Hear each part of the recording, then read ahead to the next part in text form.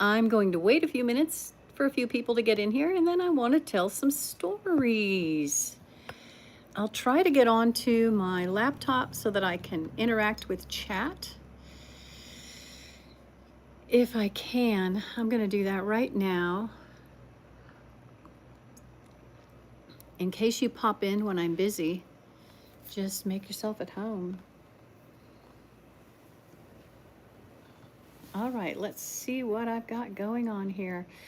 I'm on my laptop. I'm in my computer. I'm in my YouTube. Hello, whoever just came in. And I'm looking for where my live is. I need to find my live. I've done it before. I think I can do it again, but I need to find it. I'm not used to my computer. I have an Apple laptop, and I haven't been on it much in a really long time. So let me see if I can find it. View my channel. Here we go. There I am, hanging out with the dogs. Here I am. So now I can do chat. Cool. There I am. Look at that. Got to turn the volume down so it doesn't have an echo. There we go. Volume is off. Now there won't be an echo. All right, my computer has 50% power. Hey, whoever just came in, welcome.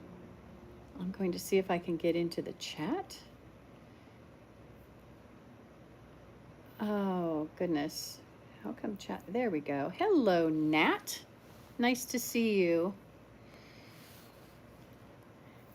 We'll see if I can get a few people in here. I'm going to tell a story about my dad. So if you're interested in hearing a story about my dad, where are you chatting from, Nat?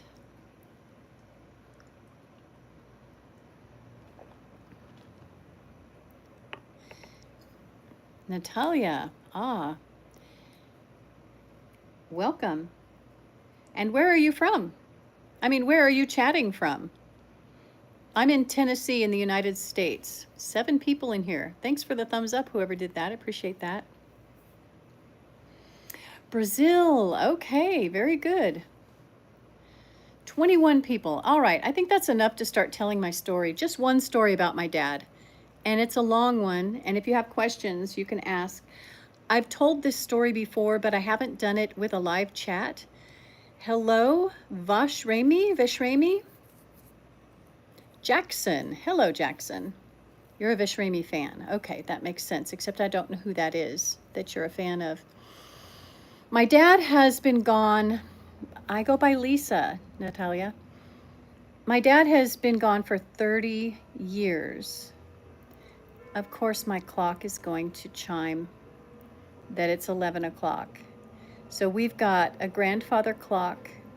It is really old, and it's going to make a lot of noise for now. Sweden. Okay, you know, I've not been to Brazil, but I've been to Sweden. We're just waiting for my grandfather clock to finish. Hey, Mark. You know, I hope so. Hi, Zorbs. So my dad was very much into agriculture. My family, that side of my family, is an ag family. So my dad, he started out in college as an ag major, and his father was actually an ag teacher. Hey, Global, 847 Global, this is going to be about my dad, a story about my dad. And it doesn't have a happy ending. He's been gone for 30 years, but I will tell you one of the stories about what he did with his education. So he was at the university as an ag major, but with my mom home, pregnant, for some reason, he just, for some reason, he had to drop out of college and get a job. So he got a job. He worked as a prison guard for a little while. Thank you, Natalia. My name is Melissa, but I do go by Lisa. So he was a prison guard for a little while. But he always had jobs. Since he was a child, he always had jobs. Back when he was little, boys mostly, sometimes girls, but mostly boys, had paper routes, and they rode their bicycle all over town and delivered newspapers. So he did that. And then he raised chickens for meat birds and sold them as processed chickens to people who wanted to buy them. I don't think he ever raised egg layers and sold the eggs. I'm pretty sure he just raised the broilers and sold them. I'm in Tennessee, in the United States, Natalia. So he and his brother also had a business. He had a younger brother, and they would mow people's lawns. They pulled weeds. It was back before anything was really very gas powered. I mean, they had push mowers. They had to do all the edging by hand. There were no weed trimmers, or string trimmers. Everything was done by hand. So he and his brother, probably from high school on, they did people's yards, and they made good money doing people's yards. He was a very hardworking man, Mark. He really was. And he had a lot of compassion. Very conservative and had a lot of compassion. So he and his brother had this gardening business, and then he was working at the prison. But at some point, the prison stopped being an ideal job. There was a lot of politics. There were things to be afraid of. The prisoners lied about the guards to try to get them in trouble and try to blackmail them into giving them postage stamps and money for the payphone and things like that. It was a very different time. It would have been the early 1960s. So he quit the prison job, and he and his brother bought a local nursery that was for sale. And it was a really good deal because it was an established business. Natalia, it's going to be about my dad this time. And you're looking at my fireplace. And there's a dog bed there, and there's a statue to the left. And that's just my fireplace. There was a dog lying right there on the carpet, but she got up and walked away. So my dad and his brother and another friend, a partner, bought this nursery together, and they ran the nursery for years. They continued with their gardening business, and they broke that off as a landscaping business that did very well. My uncle and the other partner ran the nursery. My dad ran the landscaping company, and then they branched off again and put in or started a fence company that also did decks and things like that. So they had these three businesses going. And eventually the partner sold out, so it was just my dad and his brother. And my dad decided to sell to his brother and get out of the nursery, the landscape company, and the fence company. It just got to be too much for him. So he went into consulting. He had his agronomy certificate. He was a certified agronomist.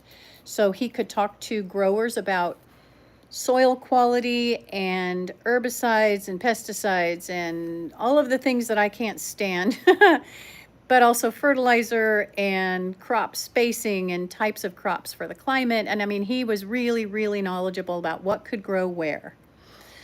So he went to work as a consultant, and he got a job at a local farm and ranch cooperative, and he was their specialist. He would go all over the county and into the neighboring counties and, tell people what they needed. It was just at the birth of drip irrigation that he was there. So he was really into drip irrigation, which is super important in the California climate where we lived because it was very dry. And TWC, we tended to run out of water after long droughts. So drip irrigation became the best thing. So he was involved in getting drip irrigation set up, very knowledgeable. Then he was approached by someone from the local university who had just graduated or was graduating with his agriculture degree. He was a Mexican national, and he was going to school on a student visa. And once he finished his degree, he was going back down to Mexico to help his dad run his farm. TWC, there was really no storm last night. No. You speak Portuguese, of course. Absolutely. Yeah. Natalia, I understand that the Portuguese language. My dad worked with with some South American farm workers who spoke Portuguese. So he learned Portuguese/Spanish in order to communicate with them in the fields because he was trying to educate them on how to handle the crops. So, where was my brain? Oh, yeah. So he was consulting and he got approached by the Mexican national who was on a student visa and he started working in Mexico. So he was working with this farmer down in Mexico to grow really good crops. And I think tomatoes was their crop. I don't know what, pardon me, I don't know what state in Mexico he was in, but they grew a lot of tomatoes. So they had multiple fields, and my dad brought in some fertilizer. And while he was down there, he taught them how to apply the fertilizer to the field, but he was only able to do one field. He wasn't able to do the field right across the driveway from that field. So he didn't hear from them for a while, but then they had him come down again. And the field that he had fertilized by the time he got down there was dead. Like they had stopped watering it. And the other field had never been fertilized. So he asked them what happened. And this is what he was dealing with in Mexico. There's a little bit of, I would say, suspicion. When those plants that were fertilized turned bright green and started growing really fast and beautifully, they called in a local witch doctor. I don't think they called him a witch doctor, but that's what our culture would call them. It was something else. He was a religious man, but not associated with the Catholic Church or with a Christian church. He was more associated with some kind of probably very tribal thing, and it was basically a witch doctor.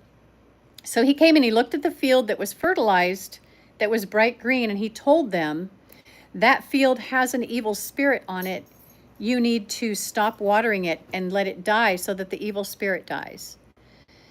And then they refused to put the fertilizer on any of the other fields because they thought the fertilizer might be the reason the evil spirit was in the plants. So I'll let you guys think about that for a minute. Right? I mean, it seems so logical to us, right? I fertilized my plants on a Thursday. We go out of town Friday. We come back on Monday, and the plants are beautiful and green and big, and they're producing fruit. And my dad was so defeated. He was so sad because this would have been a bumper crop. And he generally worked on a percentage of yield. So he had an investment in that crop coming to market. Same thing when he was working in the United States as an advisor, when he wasn't working through that agriculture cooperative, when he was working on his own.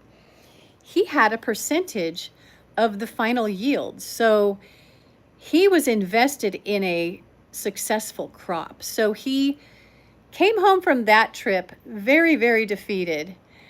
I'll say hello to the person who just posted a comment with a smiley face and a laughing face and a flag. I don't know your language. Unfortunately, I don't understand that. But hi, thank you for saying hi. Yes, Mark, can you believe that? So the witch doctor charged them money to tell them to destroy their crop. But he was in control, and my dad couldn't go up against a witch doctor. Hi, the Bronson. Because the witch doctor had a lot of power in that village. And the son who had gotten his ag degree in California and now returned to help his dad grow better crops, his dad was a millionaire. His dad was a very successful farmer. I'm good, the Bronson. I'm telling a story about my dad being a farm advisor in Mexico. So the dad would not listen to the son. He sent him up to California to go to school. He paid for his education. He brought him home so that he could help him, and he tried to tell his dad that the fertilizer was a good thing. It wasn't an evil spirit. But his dad refused to use the fertilizer. Now, something else my dad did was he introduced, I'm going to say, either pesticides or herbicides that were extremely dangerous. And so he brought down what I would consider hazmat suits, they were supposed to put them on. Oh, wow. Ah, you're talking about that song. That's hilarious. So, Bronson, that's funny. Yeah, me too. That witch doctor was pretty interesting, right? So, my dad introduced them to this chemical that would help them with whatever, and he got the suits and he trained them how to put the suits on, how to apply the chemical very carefully, make sure the wind isn't blowing them in, all the stuff, right? He trained them on everything, and he learned Spanish. My family was already sort of bilingual because my grandparents had been in Guatemala for a time. My aunts, at least one of my aunts, lived in Costa Rica for a few years, and my family is just very, very bilingual, very tied to Mexico, Central America. So he sort of knew some Spanish, but he had to learn more Spanish. So he did take Spanish. So he was communicating them in a way that they understood. So he left them with the chemicals, he left them with the suits, he left them with the application stuff, he left them with everything they needed to apply the chemicals safely to the plants. And I say that not believing that any chemical that can kill you is safe to put on a plant you're going to be eating. My dad, unfortunately, died very young from cancer that was probably caused by some of these chemicals that he worked with.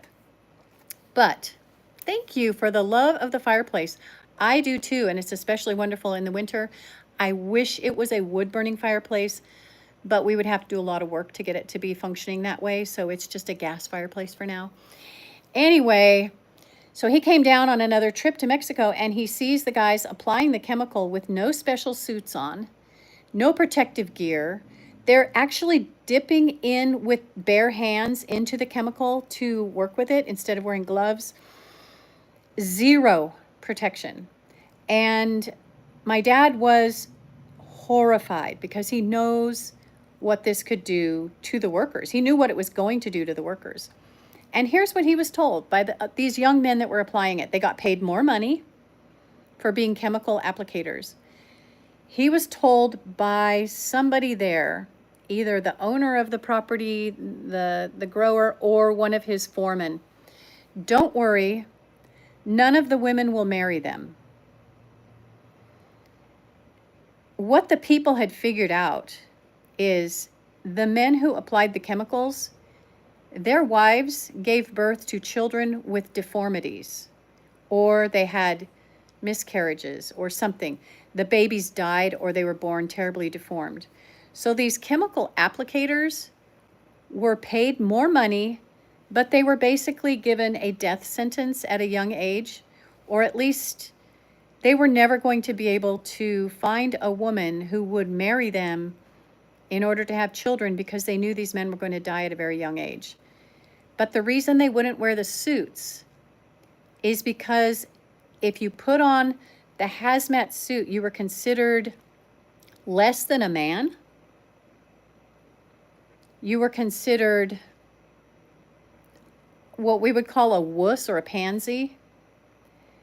So these men would rather die young, alone, with money in their pocket, than live a good life having been made fun of with the same money in their pocket. Can you imagine? That's the culture that he was working with. So he stopped with the chemicals. There was Greg. He stopped with the fertilizer.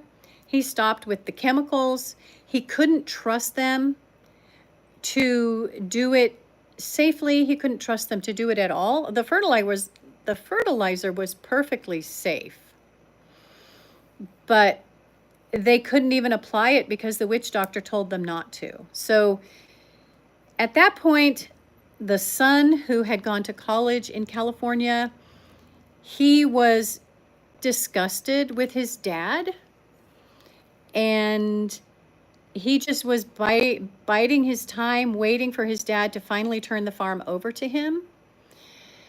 Oh, the Bronson, don't fight over me, hon. Greg is on his way over here. Hi, Greg. No, I've already got a husband, and I'm not interested in anything like that at all. So I would apologize, but I'm not really sorry. Thank you, Sam. I love this house too. It's very sweet. It's got good old bones. It's 101, 102 years old, something like that. maybe more now. Anyway, so that was my dad's time in Mexico. Bronson, I can't afford another husband. I don't have that much money, hon. I've got about 75 cents rattling around in my purse right now. And a lot of farm chores that need done. You guys are hilarious. So that's my story about my dad in Mexico trying to get this grower who was already a millionaire and could have been a multimillionaire if he had just listened to my dad. I really don't know what ended up happening. My dad didn't end up staying with with that man. He ended up getting a contract over in Africa, but I think that's going to have to be another story for another time.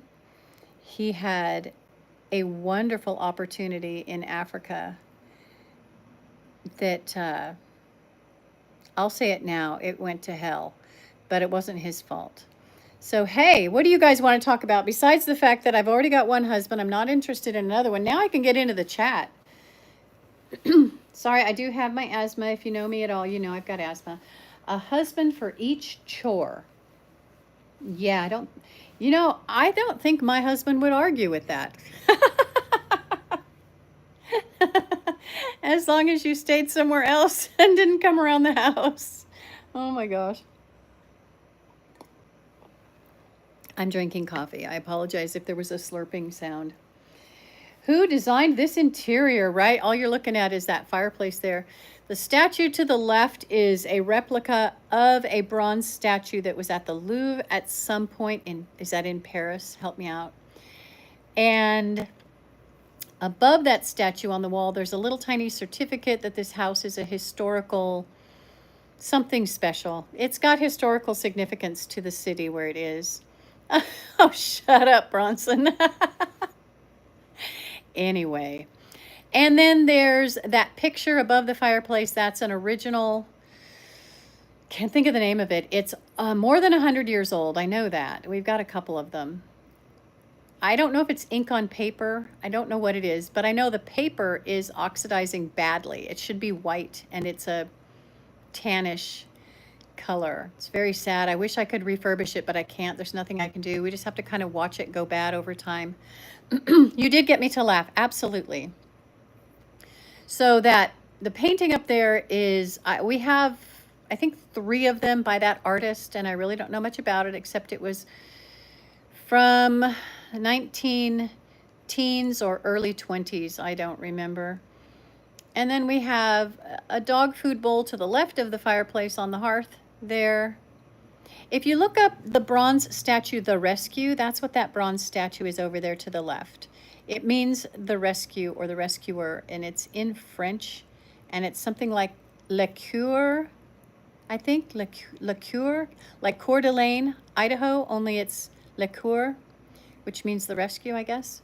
And then, of course, there's the little ice box down there with 7-Up, and that is just a little vintage ice box that I don't know if we've put ice in it or not. We have a 67 Chevelle that I think my husband might take that with him sometimes when he goes to car shows and just sits there. Then there's a dog bed and a little thing of dog toys over there to the right, and there's a really cool table. I'll swing over that way. That's a tree stump, and it's got a natural edge on the top. That's a tree stump from a dead pine tree. It's really cool. I like it a lot. That's traveled with us. You did get me to laugh, Bronson. You definitely got me to laugh. So the house itself, see that hearth right there is cheap veneer bricks that somebody glued on. Some of them are kind of crooked over the original fireplace. So I don't really know what the original fireplace looked like. And I tried to take one of those bricks off, and I wasn't able to. So what we might do in the future is cover it with something that's appropriate for the time. This house was built in the early 1920s. And cover up that veneer, because those veneer pieces, I don't think I can chip them off. It was really hard just to get the one, and it didn't come off clean. They used a lot of glue on it. And then they painted them for some reason at some point. And I would like to redo it in something that's more period friendly. I think that was probably done in the 1980s, and I don't prefer it. I'd rather go with something that's more period appropriate. And then we will put a new, what is that thing across the top called? That wooden thing. Can't think of it. We'll put something up there, something kind of chunky. We've got a sawmill. We've got 65 acres of woods. We've got a lot of trees that came down during Helene and since Helene. So there's plenty of wood out there. We can mill up. What is that? The word escapes me. Oh my gosh. Come on, where's my brain? Come on, chat, help me out here. There's 12 of you in here. What is that wood called across the top of the fireplace? Mantle. Mantle. Yes. Thank you, Bronstein. I think we thought of it at the same time. We'll probably mill a piece of wood from the ranch. We've got a hickory tree that came down, and it's beautiful wood. I mean, if you've ever been able to be around hickory, it has a smell. It's just gorgeous to look at. The 7-Up container is an old-fashioned ice box. That's funny. We like, what is that? And those are little battery-powered candles up there that are plastic. I got them free when I worked for Home Shopping Network. They were giving away free candles, so I got some free candles. That was awfully nice of them. So that's that. And that's the story about my dad. You guys, thanks for hanging out for the last 26 and a half minutes. I sure do appreciate it. Yeah, DH, that is a cool container. I don't know that it's what we would consider insulated today. It's probably got something in it that they considered insulation in the that's 1937, it says on the front of it. Wow. Let me see if I can zero in. I've got my phone on a stand today, so it's not being too jerky. Let's see. Let me zero in on that. I don't want to get up and walk over there. I'm lazy today. Oh gosh, it's jerky. I'm sorry. And Bronson, you can shut up right now. Oh my gosh. Okay, let's see. Oh my gosh, come on now.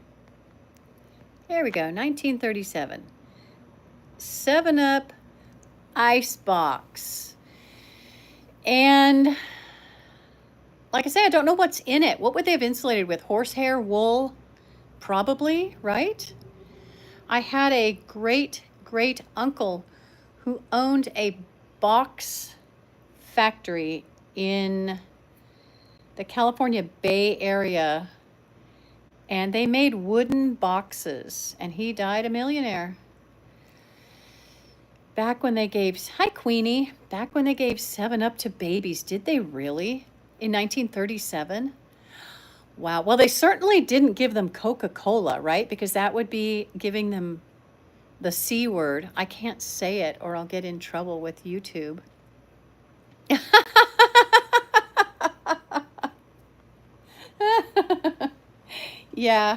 Yeah, he'd have all kinds of opinions about that. Yeah, so this, it normally has, if my husband has it at a car show, he would have water bottles in there, Diet root beer, and Diet Mountain Dew. I don't think we've ever had 7-Up. However, if I could find bottled 7-Up, that would be fun. And then I would have to get a really old bottle opener too. That would be fun. Babies drinking 7-Up. You know what? That would give them sugar and hydration. But can you imagine? Bad teeth, I imagine, too. I'll get centered again here. I've got a dehumidifier in my hallway, and I get about 2 gallons of water a day that I water my plants with, and I make my coffee with it, and it's a lot better than what comes out of the tap. Our water here is so full of chemicals. I know it's mostly bleach, but it smells like paint thinner sometimes. It's awful. Yeah, Bronson, I think it's because I think it's clean water. I mean, I run it through a a filter for the coffee maker before I put it in the coffee maker. But we get so much of that clean water, and my plants love it. They absolutely love it. They don't tell me they love it. We'd have a whole other conversation with Freud if my plants were talking to me. But not giving them bleach must make them happy, right? I mean, if you offered me water versus bleach water, I'm going to go with water every time. Aw, Bronson, you're so sweet. Yeah, I'm hilarious. He's told me not to be so sarcastic. Cool Ed, yes. Oh, you think so? Okay. Does that that kind of does make sense that it would have been from the 50s. That 37 though, that's why, so that's the 1937 logo. So maybe it was a 30-year anniversary of 7-Up. Was 7-Up invented in the 30s? Do we know? I'm not doing any research, Cool. I'm counting on you because you sound like you know what you're talking about. Sweden, you have hard water. You know, Queenie, I've been to Sweden. I was at Uppsala. Is that close to the capital? Because I think the family I was staying with, the father was a professor at the university, and I think we went to the capital and had dinner down in some 1,000-year-old basement restaurant. It was just amazing.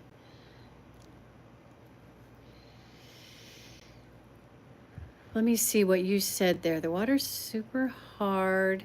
Treasonous to say I drink bottled Norwegian water. No, that's not treasonous. Although hard water has a lot of minerals in it. It just gunks up your faucets and your everything else. Yeah, I don't know if that is a late model replica because it's really old. I'm gonna walk over there, you guys. I haven't brushed my hair. I'm in my ugly clothes, so shut up about how I look.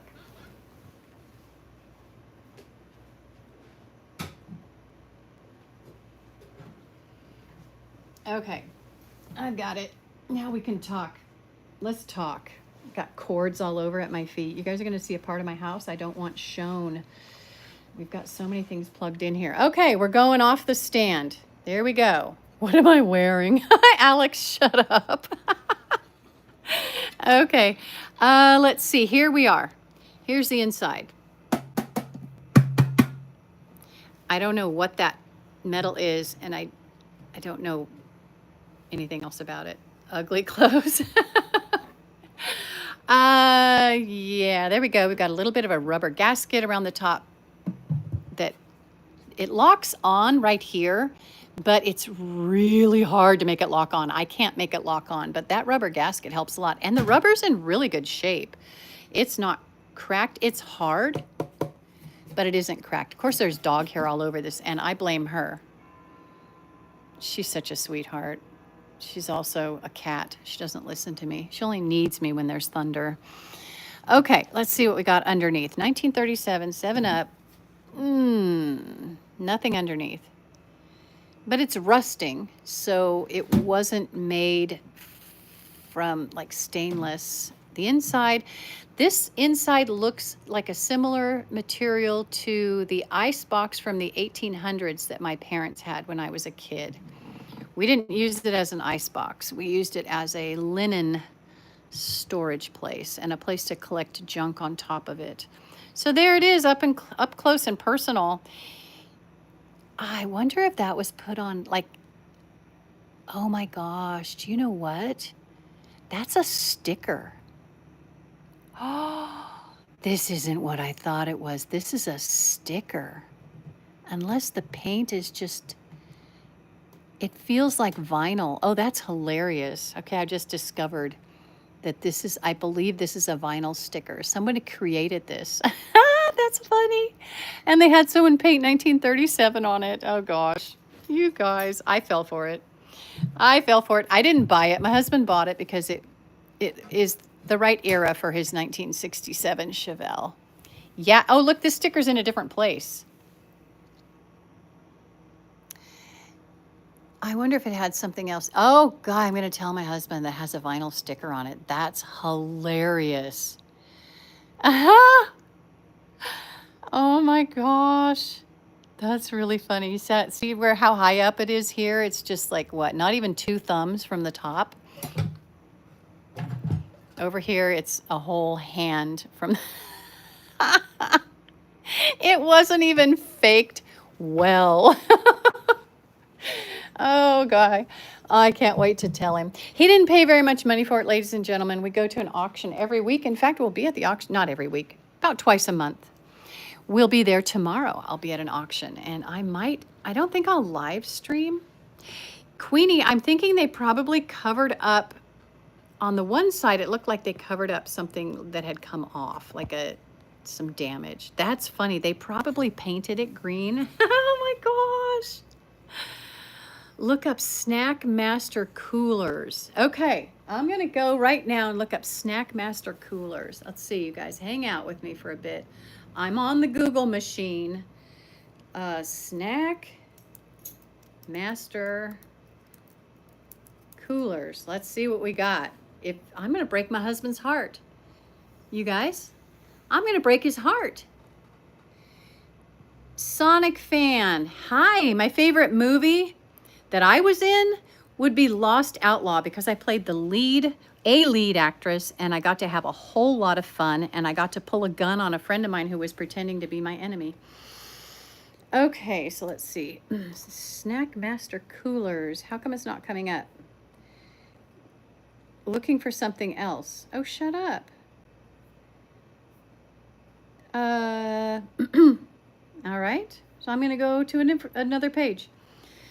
I'm going to Bing. Snack Master coolers. Queenie, the movie is called Lost Outlaw. Let me type it in the chat here. Lost Outlaw.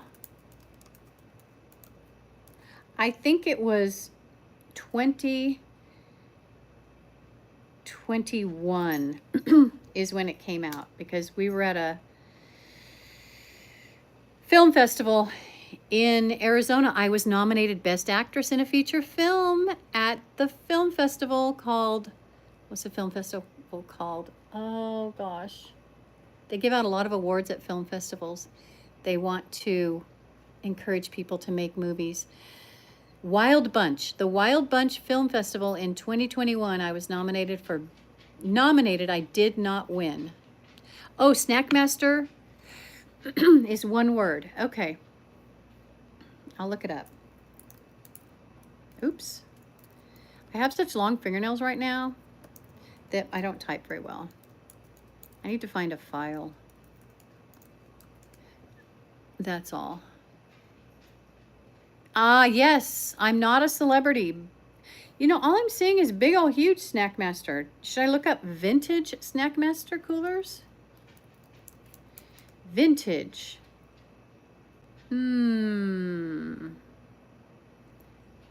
Coleman has some cool. I wonder if it was a Coleman. Hi, Kieran.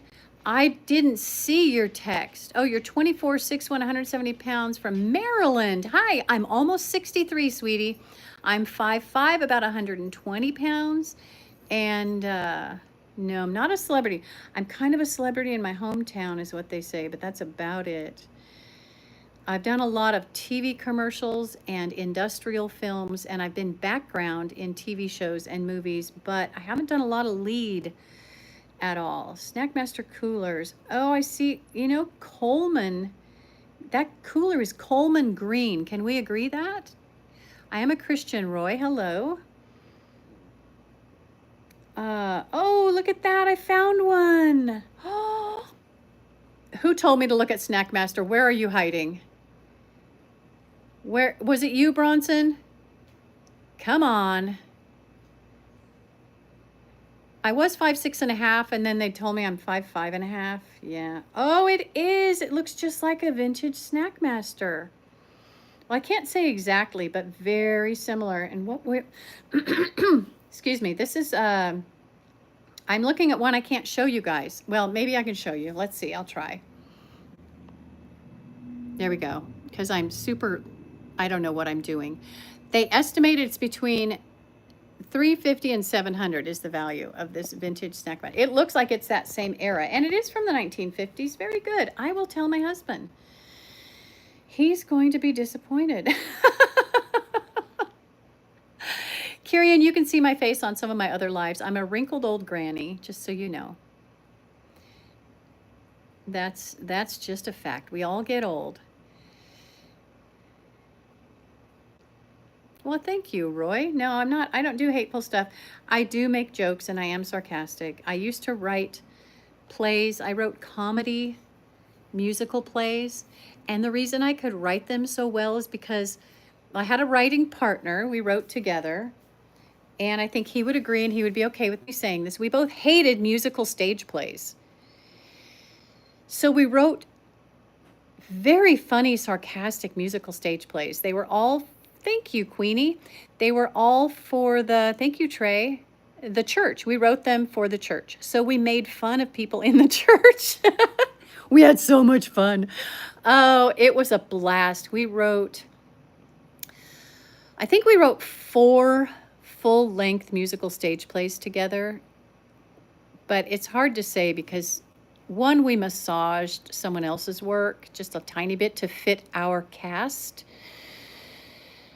One, we wrote all of the dialogue and all of the lyrics, but we used other music. And then another one, we did the same with Christmas songs we just wrote Christmas songs, but I wrote all the lyrics for the really sarcastic songs, and he wrote the lyrics for the very poignant, sweet, loving songs.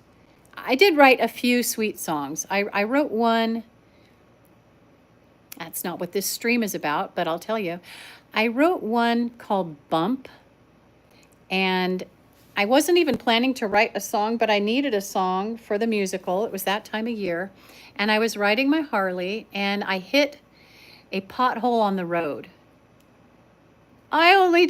Yes, I want cash, baby, cash. Send it passenger pigeon. That's how old I am. Okay. Legendary weapon and oh yeah, Trey. No, you got to do what you got to do in Assassin's Creed for sure. You do what you got to do. Anyway, oh gosh, where did my brain go just now? Oh, I hit a pothole on my Harley. We were heading to a church, a different church for Sunday service. And we were meeting everybody at a coffee shop. So on the way there, I was going about 55. Curtis, did you see the whole story about that 7-Up cooler? It's a fake. I just found out on live stream. It's a fake. That cooler, I'm going to use a bad word. It's a bastard. That's it. Anyway, so I hit the pothole and I started writing this song called Bump based on the pothole. And by the time I got to the coffee shop, I had the chorus written. And then we were sitting in Curtis, it's funny. It is that's a sticker. That's a vinyl sticker on that. Someone took a cooler, probably a Snack Master, thanks to Bronson, and put a freaking sticker on it. Oh, I love it. I'm going to tell my husband. I'm going to bust up laughing. So that means he can turn it into anything he wants. He doesn't have to keep it a 7-Up cooler. He can do whatever he wants with it. Anyway, so by the time we finished church, I had written almost the whole song on the program. And then we got home and I sang it for my writing partner and he busted up laughing. And we built a whole scene around that song based on me hitting a pothole with my Harley. I wrote another song while I was on my Harley. I was riding cross country, riding from California to Milwaukee and then back. And we went up into Canada and came down. Excuse me. That one is called I Didn't Know. And it's based on the innkeeper basically asking people for a little bit of grace because he didn't know, right? He was clueless, absolutely clueless to what was going on in his barn that night. Anyway, yeah, I wrote some fun songs. What else did I write? I wrote a song about King Herod. I had to change the lyrics because I had a line in there about blood running in the streets. And yeah, that's not something you're allowed to say in church. Apparently. I don't know. King Herod's song was pretty wicked. There was another song, an actress introduced herself. What was her name? I'm a Harpy. That was the actress. That was the character's name, was I'm a Harpy. And if you know what a harpy is, obviously it's an eagle down in South America. My friend from Brazil might know that. I'm a Harpy had a song, and she was basically a Karen before Karens were a thing. Bronson, I agree, but there's a lot of stuff in there, like dicing up a girl and sending parts of her body to other people. And this was a family-friendly event. So, there's certain things in the Bible that you don't want 5-year-olds to hear about just on the fly. You want to be able to protect them. That's something they can learn in junior high. Oh, that was fun. We had so much fun writing plays together. That was a really fun time. And then I moved away and we never wrote another play. Yeah, I forget who they diced up into pieces. I think it was a concubine. It was terrible. Ugh, I hated that part of it. Don't have to agree with it all, right? I mean, some of that stuff in there is pretty wicked.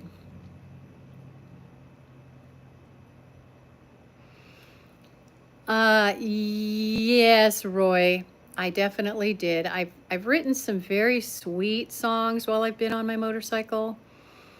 The problem is I have to pull over to write the lyrics. It's a lot easier to write them from the passenger seat than it is to write them from a motorcycle. I just have to sing them over and over and over and over until I can stop and get a piece of paper and a pen. I don't always know I'm going to write a song when I get on my bike. Sometimes they just happen. But when I was riding cross country and I was writing, I didn't know. Pretty much at every gas station we stopped at or every restaurant, I would write more words down. By the time I got to Milwaukee, I called my writing partner. For some reason, I couldn't call him on my cell phone. No, I did. That's right. I was on my cell phone, but I was in a, okay, if you've been to Wisconsin, you've got an outer door and you've got an inner door when you enter into a business. And I was in that space between the outer door and the inner door. And it was pretty, oh, Bronson, you're bad. You're a bad, bad man. It was noisy in there. So I was talking to my writing partner and trying to sing it to him. And he was busting up laughing. And I'm trying to think of who sang it in the musical. I think it was Bruce. You guys don't know Bruce. I haven't seen Bruce in years. The vestibule. I was thinking that, but my brain wouldn't let my mouth say it because I was embarrassed. You're right. That's where I was. Let Jesus take the wheel. Oh my gosh. I've got other things to do, people. I'm writing a song. Yeah, right. The police pull me over. Excuse me, ma'am. You were all over the road. Were you by any chance on your cell phone? No, officer, I was writing a song. Can I sing it to you now? Thank you. Yeah, so I have another song. It's a bar song. It's not a church song. I really want this song out there. It's called Pretty Little Girl. It's being sung by an old man, a burly old man. And I picture, because I used to be in the prospecting world out in California, we would go gold prospecting. And I knew a lot of burly old men, right? With the wild hair and the wild beard because they've been out on their claim for months and they haven't shaved and they're just that guy. Think of that guy. And it's Pretty Little Girl and he's singing a song to a hottie at the end of the bar who keeps flirting with him. And that song is hilarious. I've never sung it in public. I've sung it to a couple of people. Hi, Youssef. And you have my back. I'm not going to say the other part. My husband watches my live streams. You're bad.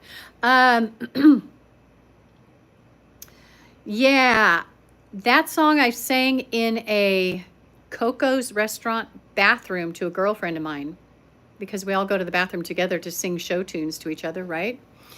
So I said, hey, Connie, I've got to sing you this song. And she's like, okay, because we're sitting in opposite stalls. Trying to get our business done. Oh my gosh. The Sword in the Stone. Okay, that's a good story. So I sang it to her and she was in the stall to my left. She was busting up laughing so loud at this song. But it has to be sung by a man. It can't be sung by me. Because it's about a man in a very uncomfortable position because this beautiful young girl is flirting with him and he's very uncomfortable with it because he's got a wife, he's got a reputation. This is a bad thing. Anyway, it is, yes, Bronson, you could sing the song. Are you a burly old man? You have to be burly. You can't be clean shaven. You can't be nice looking. You have to be the man no co-ed would flirt with in a bar.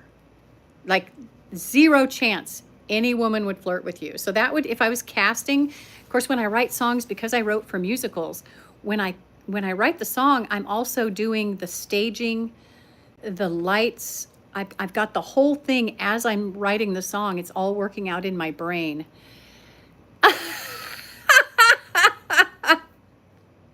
Yes. Yes. Okay. Yeah, for real. The only way she'd flirt with that guy would be if she knew he was a millionaire. And trust me, he's not putting off millionaire vibes in this song at all. But it needs to be a burly old man singing it, or at least a man singing it and the actor can be a burly old guy. He's terrified. She's tying cherry stems with her tongue. She's blowing kisses. She's winking. She's doing all of the things. Now, she's not in the song except he's saying, you know, hey, back off. She doesn't have any lines in the song. It's just all visual in my head. And I picture her at the end of the bar because that's the line, pretty little girl at the end of the bar. Anyway, that's one of my favorite songs that I've written and it's a bar song. It's not something that can be sung in church. And it makes me sad because no one's ever going to sing it. I might sing it on here sometime, but I'll do a bad job. Although you're not handsome? Well, then you got the job. No, she's not an nympho and she doesn't want his money. That's the hook. There's something at the end of the song that nobody knows about. The whole song, the tension is there because she's flirting with him and he doesn't like it, but he can't tell her. She's way at the end of the bar. There's a bunch of people between them. Anyway, it's a good one. It's a really good song. I may sing it sometime. Makes me sound like a little bit, like maybe I'm a lesbian, whatever. I guess I could sing it nowadays. I couldn't have sung it when I wrote it 15 years ago. Was it 15 years ago that I wrote that song? Close to it. No daddy issues. No, Bronson, you do not get it. You are lost. You are as lost as the man sitting in the bar. You have no idea. I'll sing it sometime. I'll have to have the right situation going on. I can't have like the clock going off or my husband walking in the back door or anything. Oh, stop it now. Diabolical duty. This is a big mess. You have walked into a mess. There are 10 people in here, and you've just walked into a mess. It's just dirty.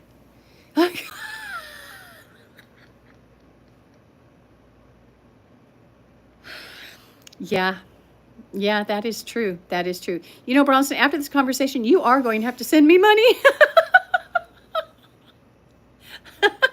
I used to tell my teenage daughters that they couldn't afford me. Hi, Jonathan. So they couldn't drag me into drama because they couldn't afford me. And they knew how much I charged for drama. I mean, I was a theater arts teacher for years. They paid me really good money. I was an artist in residence, and I worked in a couple of counties, and they paid me very good money. My daughters knew they couldn't afford me. So when they tried to drag me into drama, I just told them, you can't afford me. How much do I charge? Honestly, it depends on the project, my dear.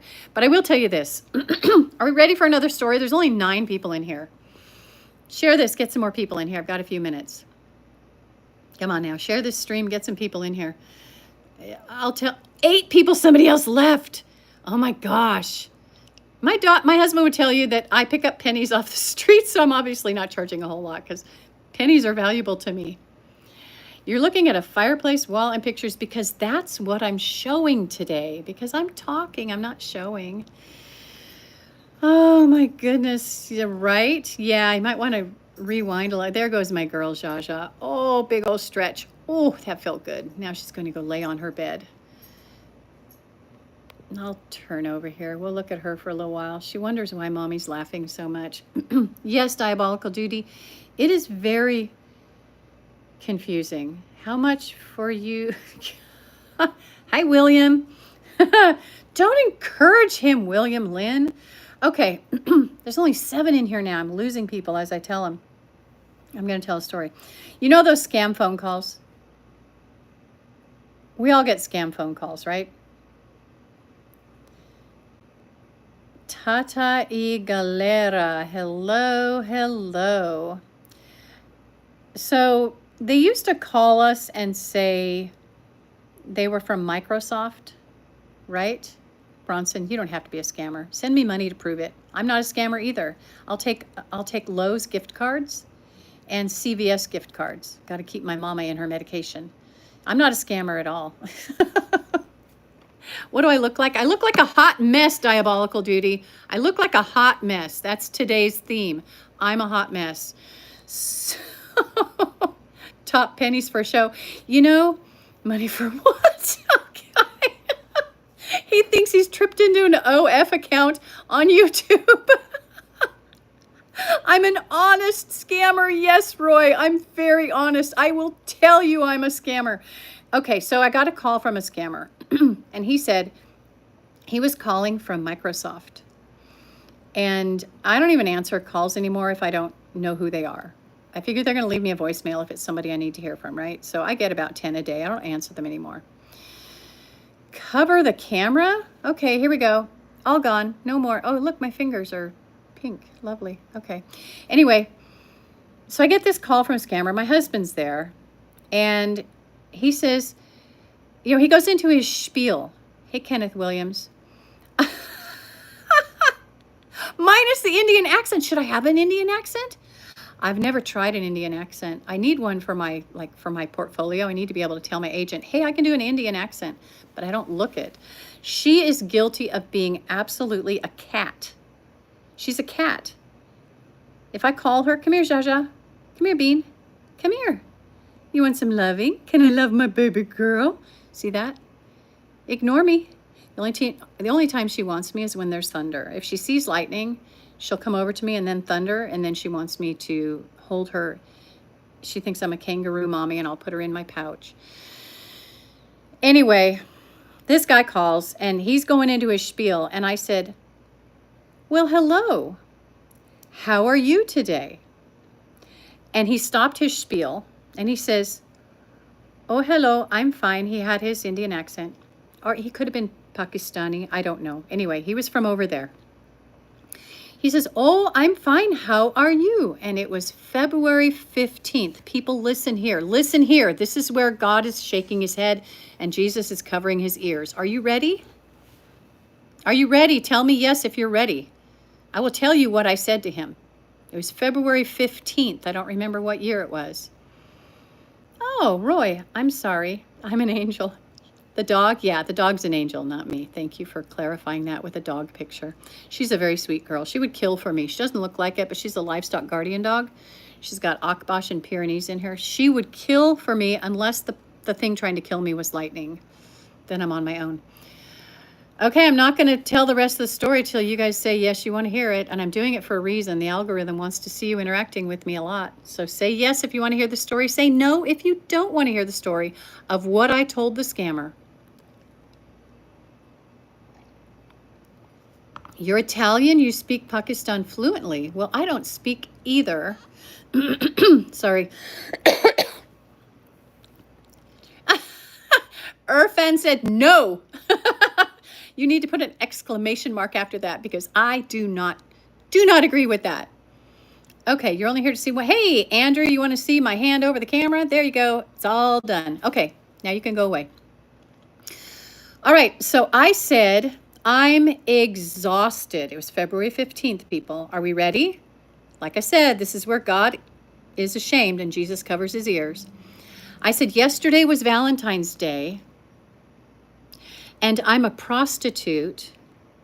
I had it on speaker at this point. My husband's listening. And I had 3 dates yesterday. I'm exhausted. Okay, come on now. You know what, big dog? It does look like it, right? You got to go back in the chat to find out the secret of that cooler. Got Diddy here watching. That's a fact. So the guy spent about 10 minutes trying to get me to add him as a friend on Facebook so he could, quote, see all of you, end quote. Hey, Buster, I don't like your last name. Oh my gosh. Dale, we never got to who the dates were with. I just told him I was a prostitute and I had 3 dates and I was exhausted. That's all. He wanted to see, I said, you can't afford to be my friend on Facebook. And he said, oh, yes, I can. I have money. I said, I'm not talking your money. I charge people thousands of US dollars to be friends on my Facebook. Oh, he went so off script. It was hilarious. I was keeping him from scamming probably someone like my mom at that point, those 10 minutes. That was so much fun. He scrambled to try to figure out how to get to my Facebook to see all of me, which is not on my Facebook.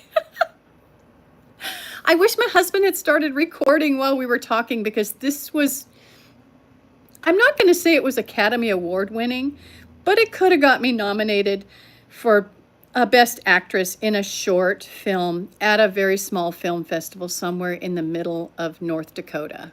Okay? It probably could have. I'm not saying that there's low quality film festivals in the middle of nowhere in North Dakota, but I'm thinking probably a California film festival. I wouldn't have even made the top 10, but it was good. It was really good. You've got a true story, William Lynn. Do you have your own channel? You should tell it, and you should like link me in it somehow. You should make a video of your true story. I highly encourage people to tell their stories on the internet because it's a great place to embarrass yourself or embarrass other people. So I told a story about my dad, very nice story about how he grew up in business and became already traveling internationally and all that. Then I somehow got derailed and now I'm telling 12 people that I told a man I was a prostitute.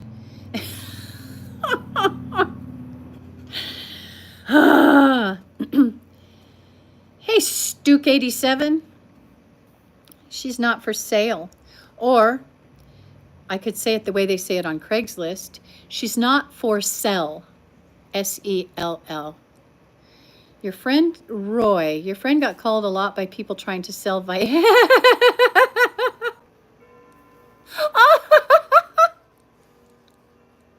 you guys all there when he did it? Oh, that's a good one. Oh, that's a good one. We don't sell dogs here, Stuck. Dang. Yes. China, I don't know about Stu. She's an old girl. I think she's 8 or soon to be 8. So I don't think she would be good stew meat at all. If someone was going to eat her, I think it would be more like, well, if you had enough ketchup. Do you have ketchup in China? Yes, big dog. I'm still with my husband. He still puts up with me. There was another time his dad was visiting us. His dad has dementia.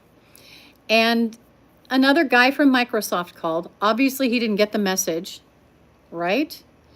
It was a different guy, different accent and everything. And he called and he told me that my computer was being attacked, right? And that if I didn't do these certain things, hey, Max Ray, I'm in Tennessee. In Tennessee, USA. If I didn't do certain things, my computer was going to fall apart. I was going to lose my husband. My dogs were all going to die, and the apocalypse would be upon us, and I was not going to heaven in the rapture, right? If I didn't send him money. So I put my phone on speaker because we know how I am now, don't we? Dog does not taste like chicken at all. Chevelle 88. Hey, we got a 67 Chevelle. No, dog does not taste like chicken at all. You need a ton of ketchup to eat dog, according to my friend from the Philippines. Okay. So this guy says, my whole world's going to end. I'm going to end up, miserable and alone, and the world is going to all go to hell in a handbasket if I don't let him have control of my computer so he can steal all my money. We have a ton of plants in my house stuck. I have a whole bunch of plants in my house. You can see some of my short videos. I divide them up. I pull the pups off and make whole new plants. I'm a plant person. I got tons of plants. I just don't have them by the fireplace. So the phone's on speaker. My father-in-law's there. He's got dementia, but he's not so far gone that he doesn't know what pornography is, okay? Okay. Do remember the ketchup or barbecue sauce. Anyway, so I say very loud, has my husband been watching porn on my computer again? Okay, can I please tell you guys this? My husband does not watch porn, okay? Maybe you think I'm being naive. I don't think I am. He doesn't know the password to my computer. So he hasn't been watching porn. My father-in-law, his face exploded in worry. He's like, he didn't know what to say. He thought his son was in trouble for watching pornography. He didn't even know what a computer is, but on a computer. So the guy's still trying to sell me stuff, and I'm trying to get the answers. I'm like, I am a bulldog, and I've got a bone, and I'm not letting it go because I know, right? I know, Sky. That's what people say. But I'm going to say no. I'm going to say he doesn't. Bronson, where have you been? You stopped chatting for a while. Knock it off. I'm telling a story here. You should be adding your 2 cents because you know I like pennies. Anyway, so I did not let go of this one. I was absolutely furious with my husband. Fake furious. Yes, I was giving it away. I usually charge for it, but I was, oh, your phone froze. Okay, well, welcome back. We're telling the story of the time I freaked out my father-in-law. So my husband had to take his dad into another part of the kitchen and just tell him, as quietly as you tell a man who's deaf, not deaf, but, kind of deaf, that, and has dementia, that it's a joke. It's a joke. It's not real. It's not real. Don't worry, because I was really mad. Really mad. You had to search to find me. I'm sorry. Poor thing. I bet you felt like you were just treading water in the middle of the ocean. I'm glad you found me, though, because this lifeline is important in your life. I know that. So anyway, I needed you, Bronson. There was something going on, and I needed you. I probably needed a word that I couldn't find in my brain, and I knew you would find it, and you were not here. I should read stories. I should, right? I'm telling you guys, this is free for you. That cracks me up. So yeah, we went for quite a while. We never did get to the part where I would enter numbers into, like, send him numbers or gift cards or anything, but I definitely stayed on the same track as, tell me if my husband's been watching porn on my computer. You need to tell me now. This is important. I'm going to divorce the man. I'm kicking him out. I'm taking his millions. We don't have millions, so don't try. I should have said I'm taking his $10 bills. The dog. Hey, open source ag.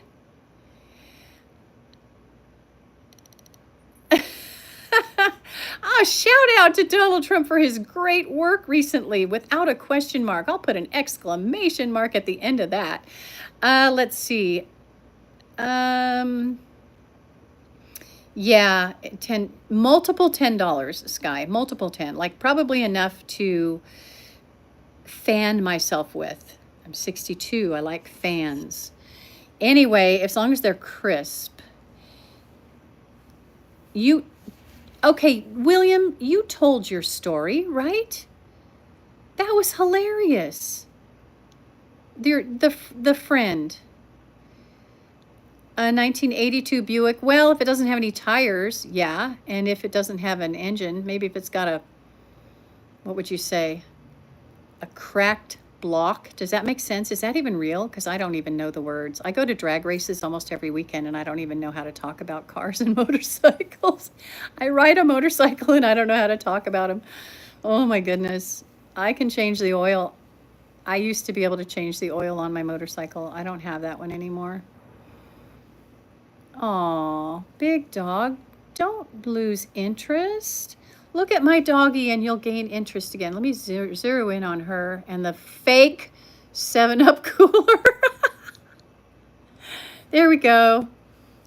Let's change this a little bit here. I'm gonna go down toward her more. Shut up, Bronson. I know what I said. There we go. She's a sweetheart. She was a ranch dog for many, many years. Now she is retired and she's become a house dog. She protects me from the boogeyman. I'll tell you what, nobody's coming in my house. We have a homeless shelter down the street and people walk by throughout the day and there is not a single homeless person that's going to come to my door for any nefarious reason because they all know there's a dog out there and she acts like she's going to kill them. She's on a, not a chain, she's on a cable out in the front yard. No, Bronson, I'm not going to share my family photo privacy with you, but thank you for revealing yourself. No, that's why I zoomed in and lowered it because I don't want those family pictures to show. My asthma's acting up. I forgot to use my inhaler before I came online. Okay, William, you've been telling us about a story for 3 minutes and 42 seconds. Don't, okay, good. I won't, I promise. Come on now, tell us your story, because that first one was hilarious. And I will read what you say, because when this gets played back, people won't be able to see the comments to know what I'm laughing about. Charles Bronson. There was a guy with a life story, right? Oh my goodness. His life ended terribly. It really did. I mean, he was on the top of the world for years and his life just, dang, man, down the drain.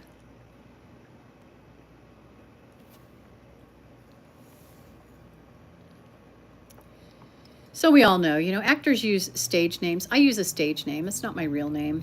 If you guys go to any of my movies, I don't have a whole lot out there, but you'll see a stage name. It has there's no reality behind it. Sorry. A notorious British prisoner who took the name Charles Bronson from the actor. Did he look anything like the actor? Michael Peterson. Huh.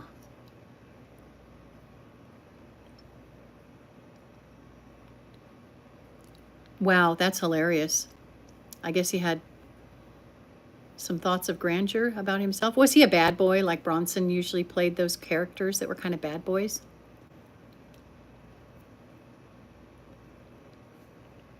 Hey, if you guys go back and look at some of my lives, there's a live with baby birds on the thumbnail.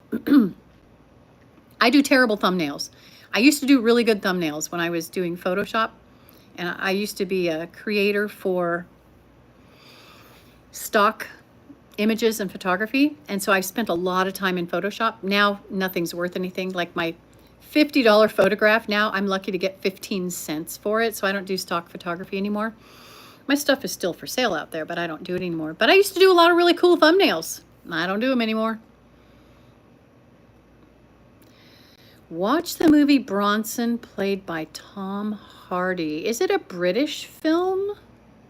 I do like British films. I'm working on my British accent, and it's all over the place. It's very muddy. 1999 is the year. You got a manicure in Springfield, Virginia, your first one. Who was the manicurist? In Springfield, Virginia. I can't even guess. A child star that decided to become a manicurist? because their career ended in childhood because of all the perverts in Hollywood that destroy children's lives? Steve Harvey. That would be an awful, awful manicure. The guy's got the fattest fingers. Oh my gosh. Ooh, Ted Bundy. No flames. Personally, I'm speaking for me. There are 16 people in here.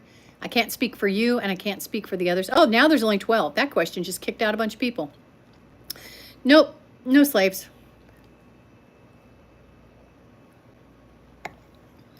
David Spade? He does manicures? Come on, dude. Tell us who did the manicure. I can't see him sitting. You're kidding.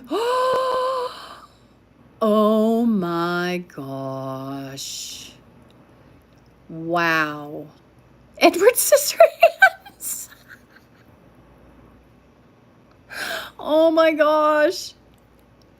That's, you know what? The truth is funny, but Edward Scissorhands is funny too. Oh my goodness. Lorena Bobbitt. You guys remember when,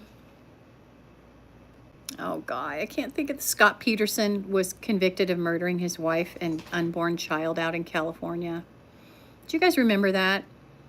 That guy and Lacey Peterson, they both went to the same university I did out there. Not at the same time. They were quite a bit younger than me. But at the time that he was married and his wife was pregnant, he was having an affair with a gal. Can't remember her name. I think her first name was Amber. And the police told her he was planning on killing her. He had a murder kit in the trunk of his car, they said. I don't know how much I trust police, but anyway. Oh my gosh, Buster, you got to be careful what you tell her. You got to be real careful. Especially if you say something like, just take it all off. i.e., cut your hair. You got to be very clear. You have to make sure she's looking at you when you say it, because you don't want her to misunderstand. Speak very clearly. Enunciate perfectly. Maybe bring in pictures. Okay? That's hilarious. So that gal that was dating him, and she got harassed endlessly after this whole thing came out, and his wife was murdered and their baby, and he was convicted. She was just mercilessly trolled. She's the sweetest gal, and she works at a restaurant near where I lived for years. She's just very, very nice. She didn't do anything wrong. She had an affair with a married man. She didn't know he was married.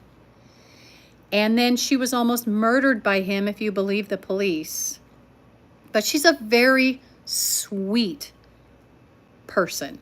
She didn't deserve what he did to her life. And she still, as far as I know, she still works as a waitress out there. Okay, no, don't tell her to take a little off the top. Absolutely not. I am crazy, big dog. It's why I'm able to become other people in films and television and do such a good job that I get nominated for Best Actress in a Motion Picture. Excuse me, major motion picture at a small film festival in the middle of Arizona. I need some respect here. Thank you. Thank you so much for saying what we all knew. 12 people in here. Thank you for the 23, 24 thumbs ups. That's awesome. That's almost a record. I hardly ever get thumbs up. I hardly ever have this much fun. You guys are making me laugh. Who else has a story? Because that was a really good one. That's going to be hard to beat. Lorena Bobbitt doing manicures. That's hilarious. Okay, I'm going to ask you a question. Did you leave her a tip? Hi, Judy. Bronson, I can't believe you didn't ask that. You are letting me down. And my dog's over there just like, oh, mom's lost it. Judy, if you wonder what's going on here, so do I, and I'm in charge. At some point, I'll have my basement area set up to do lives and I can be like on camera. Sorry, gosh, you guys, my asthma is really bugging me. Sounds like I'm just coughing up loogies, and I kind of am. I'm gonna admit it, I kind of am.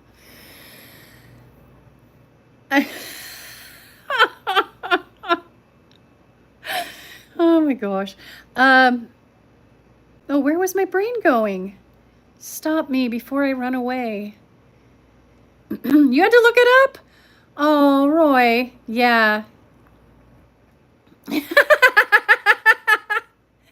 William, I love that your brother set the appointment. Oh my gosh.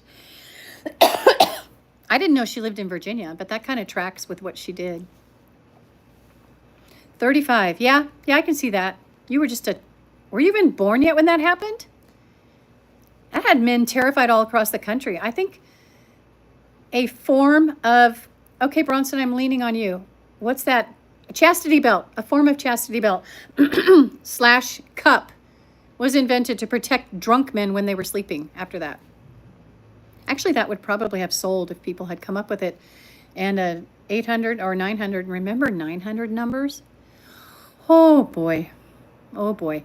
An 800 number to order now. Fast shipping, but wait, there's more.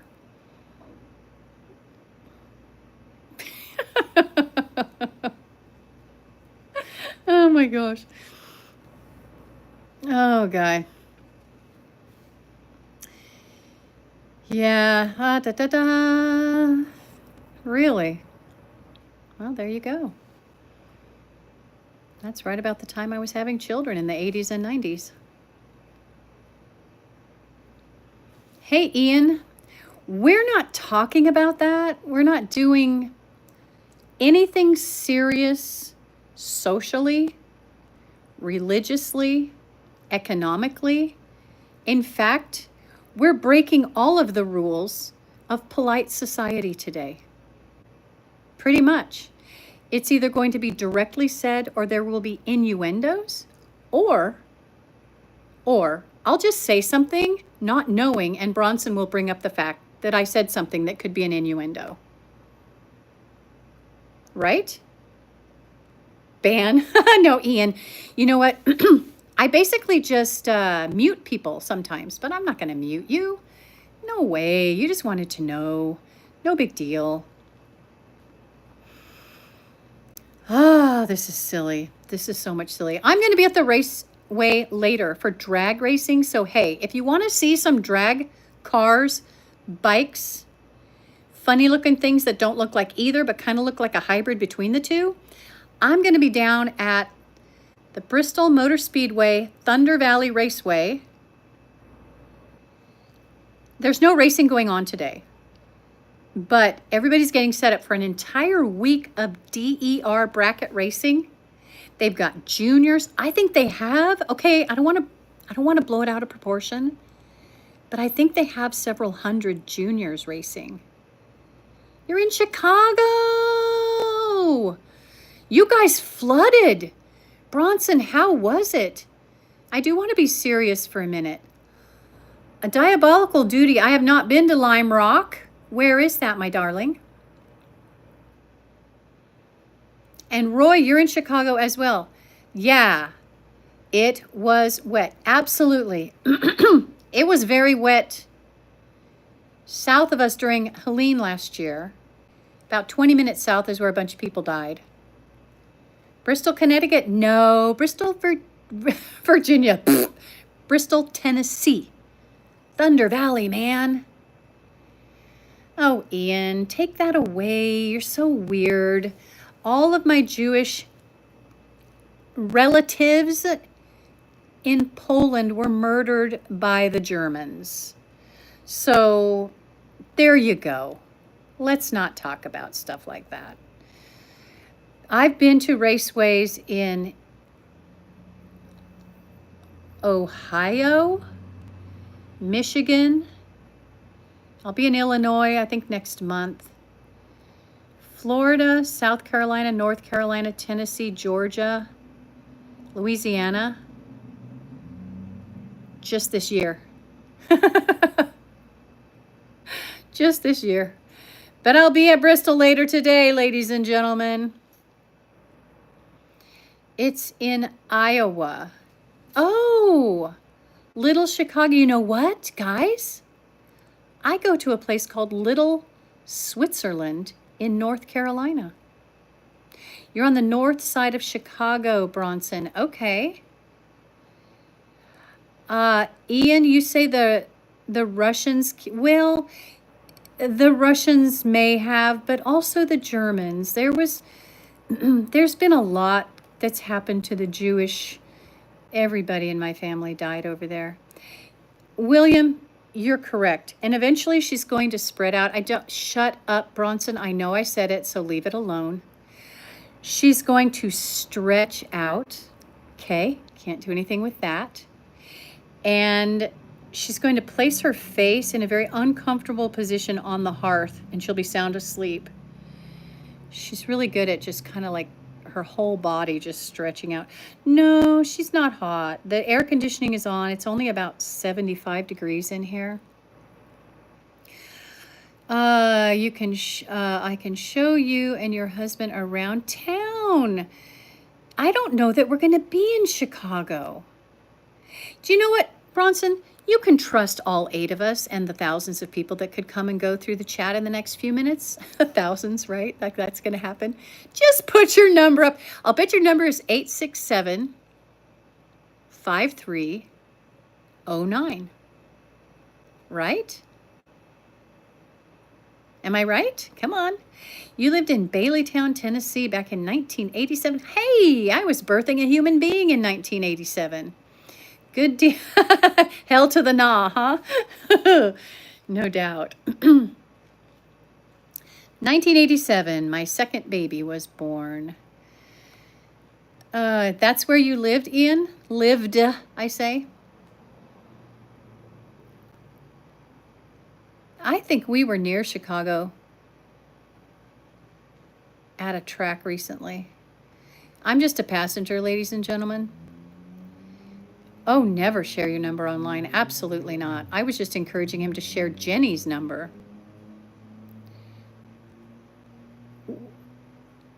I was at Belmont. What's that speedway called? Or raceway? It's got a name. I'm relying on you. 5 years near or in Chicago, northwestern Chicago. Yeah, I was at Belmont. I volunteer at the drag races. 86, yeah, right. I know the rest of it. 5309. Now we all know. Everybody call 867-5309. Come on, do it. In your area code and see how ticked off the people that answer the phone are.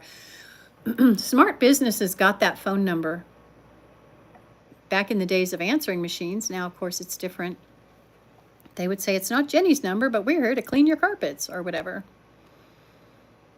Oh, outside of Chicago.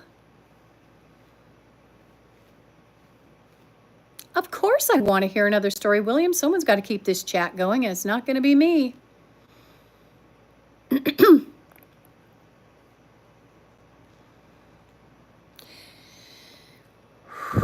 77309. That's a phone number too. What?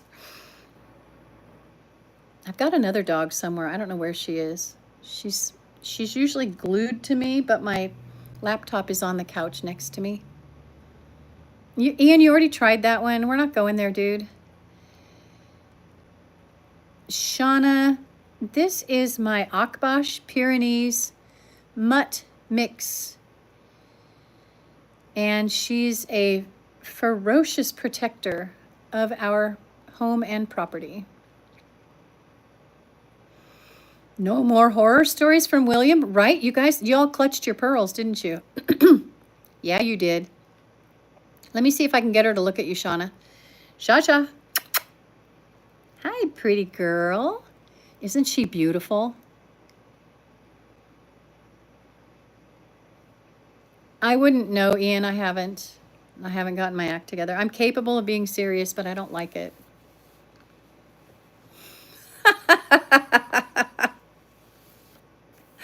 Oh my goodness. goodness. We're going in on 90 minutes almost. This is ridiculous. There's 8 of you still here. You guys are just weird. You're as weird as I am. You know what? You can go down to the soccer/hockey store and get yourself a titanium cup. My daughters all played hockey and they had saucers. Get yourself a titanium cup. Put a chain on it with a padlock. Protect yourself. Alex Blue Coat. Yes, doesn't it look like it's from the 30s? Isn't that cool? It says 1937 on it. Guess what? It's a fake. It's a fake. Okay.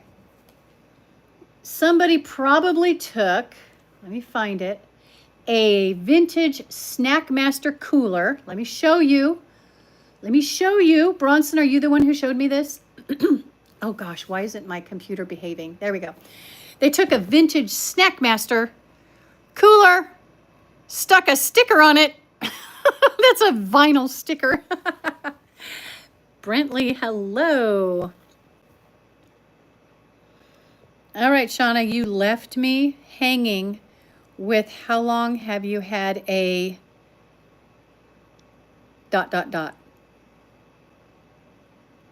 Hi, Bronson. Hi, Brentley. All those highs. Hey, guys, hit the... What can you do in chat? Let me see over here. Oh, golly. You'd think I'd been drinking. I don't drink much.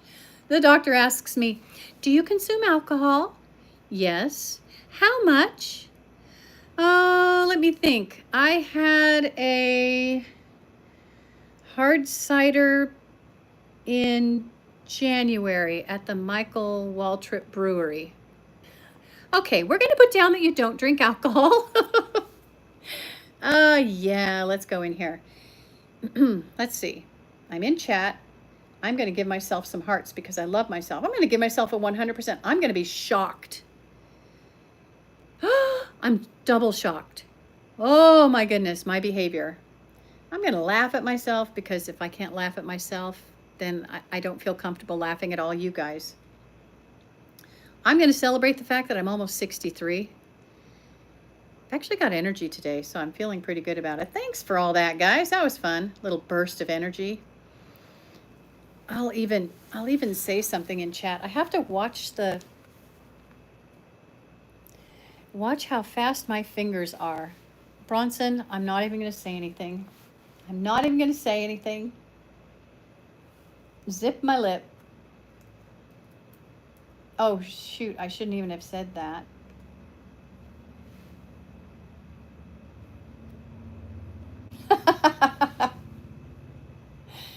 Oh, my goodness. Okay, I've got a claim to fame. You guys want to hear my claim to fame? I need to see some yeses. And I know somebody's going to say no. They don't want to hear my claim to fame. But real fast, I have to look up the person's name because I always forget his name. And it's really rude. I shouldn't forget his name because he's famous. Let's see. Gold Rush. My fingers again. They don't want me to type. Oh, my computer just decided to freeze. Okay. William with another story. 1985, November 11th, Springfield, Virginia, mall. All stores closed. Why? Not because of the holiday. I went to buy clothes at JCPenney. I was mad, but found out later why, space, question mark. Okay. Springfield, Virginia mall was closed November 11th, 1985. I think something bad happened.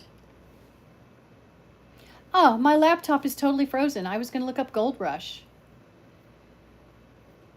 You guys know the TV zombies? Oh, God, I thought that was real. Because I was in a zombie movie. You guys know that, right? I'm always up for zombies. I wasn't a zombie in the movie. I was badass in that movie.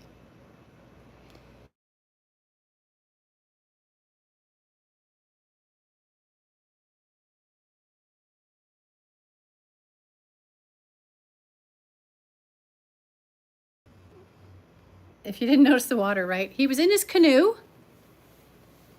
Oh, Guy. Okay. It's bad. It's bad. It's bad. Oh my gosh. Restart. Here we go. Try again. No. Go away. Reagan's time, the best times. Oh gosh, I think we had a recession during Reagan's time, and I don't remember much about it. I did vote for him the second time, not the first time. Princess Diana! Oh, oh my goodness. And you were in your canoe. What is going on with my computer? Hard stop. Good grief. Did you guys see me just now? Put my big head over there.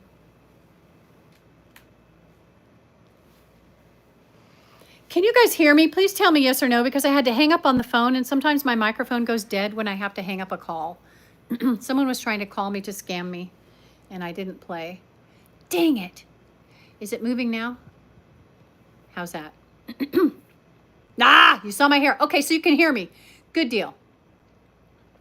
Sometimes my microphone just goes out when I'm in the middle of a live, and I'm sitting here trying to start up my computer. I had to restart it.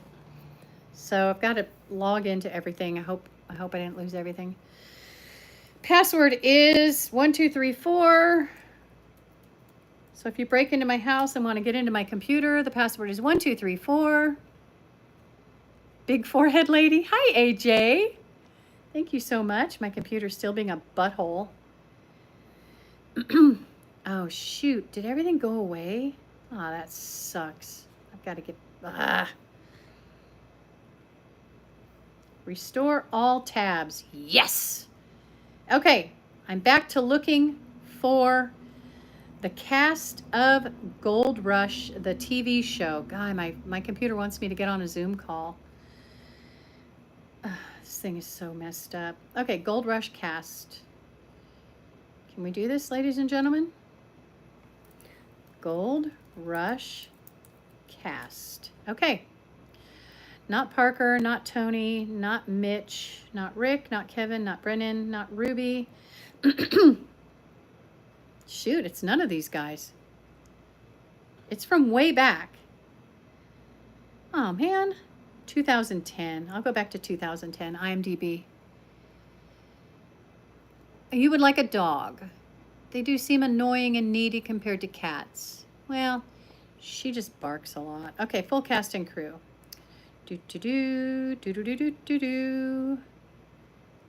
How can this guy not be on here? Shoot, man, I interviewed him on the radio and everything.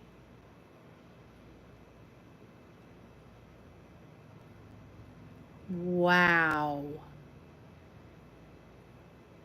Okay, start throwing out names of cast and crew of Gold Rush, that annoying TV show that was on for years. I don't know if it's still on. Back when those guys from, what, Oregon or Washington or whatever went up, and it was just kind of a mess. Ooh, let's see. I heard that flashing the camera helps with the connections. Huh. You're right. There is no such thing as a 1, 2, 3, 4 password. You are so correct. What? Come on. What was that guy's name? Jeez. Okay, here we go. It wasn't Parker. It wasn't Chris, Rick, Mitch, Monica. No, it wasn't one of the Hoffmans. Dave Turin. There we go. I was part of an interview of Dave Turin on a radio show where I was the host. I wasn't the host. I'm not going to do that. I was a co-host. And I was only on about 10% of each episode. I gave the gold news, talking about gold prospecting, gold mining, all that kind of Steve Harvey again. Oh, jeez. Hey, Kabul. You've been here earlier, right? I think you were in here before. William Lyman. The show is called Gold Rush. What channel was it on? I'm trying to find it. I'm on IMDb. If you guys go to IMDb, there's a big old Honda ad that's taking up half of my computer screen and it won't let me get rid of it. Good grief. Honda definitely needs the attention. Oh, I can look up some of the stuff I've been in, but I won't. I forget most of the stuff I do. Hey, dear sausage. No bills? Who doesn't have to worry about bills? I want to meet this person. I want them to give me money. They can send me Lowe's gift cards and CVS gift cards. I need $6 million worth of gift cards. Oh, Guy, I'm not being serious. My dog. Oh, yes, dear sausage, you are correct. That is her life. She also protects me from the boogeyman. And she terrifies her brother and sister because she's quite the alpha female. See, her face is on the hearth just a little bit. She'll stretch out at some point and her face will be all smashed. Let's see. I'm done with IMDb. It's boring me. Oh, you guys can go see a movie I was in. I'll type that up. You can see me. I was just background. It's a fun movie. I did it in... Don't remember when I did the movie. Oh, gosh. I'll just type it in chat.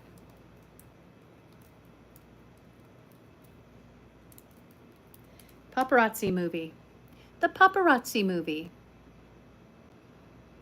And I was background. The lead actor in that is on Yellowstone now. He's like the main guy on Yellowstone. I think he takes people to the train station. I don't know his name. I forget his name. He's an actor. He's really famous. All the women love him. Can't remember his name. I had a whole scene with him. A whole scene. And I told my daughter that I was in the movie. I gave her the title of the movie. It was coming out. I forget when it was coming out. Probably 2004. It was 2004. And she was in tech school for the Air Force. Hi, Sheldon. And she called me and said, are you going to go see Paparazzi? And I said, no, I'm not going to go see it. It's a bunch of B actors. I'm not really interested. She goes, Mom, you've got to go see the movie. It is so good. So I encourage you guys. Bronson, I don't know if there are any. It's not. There might be a kissy in bed scene. I don't know, but I'm not in it. I'm in the crowd. I'm background. I'm in the crowd. You can't even tell who I am. Paparazzi, but my scene was cut. So my daughter called me from tech school and she said, you've got to go see the movie. Oh, no. She wasn't in tech school. I apologize. I think she was up north. She was at her first base. It wasn't Kevin Costner. It was the other guy, Roy. He's still in it. Why don't I know his name? Goodness gracious. I shouldn't have shut down IMDb so quickly. Anyway, so I told my youngest daughter, I said, you want to go see a movie? I'm in it. She goes, yeah, sure. And I was just dating my husband at the time. I said, do you want to go see a movie? I'm in it. He's like, sure. So it was our first movie date and I was in it. But my scene with the actor wasn't in it. I'm still in it like, I don't know, 2 or 3 times. My fellow Americans. Steve Harvey. Poor Steve. He's been in chat a lot, hasn't he? And he's kind of illegitimate in chat. He shouldn't be here. There's only 8 people in here. We've chased away a bunch of people. We should be talking about something important, like politics. Oh, Guy, there's enough of that. There's enough of that. You guys knew when you came in you were going to be looking at my dog because that's my thumbnail. So don't tell me you didn't know we were going to be talking about my dog. Her name is Jaja. So let's see, Jaja.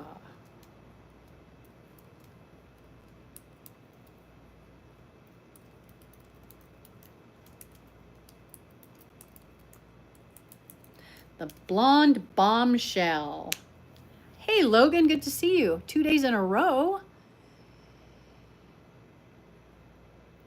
How do you spell what? Jaja? It's right there. I did spell it for you because it's a tough one.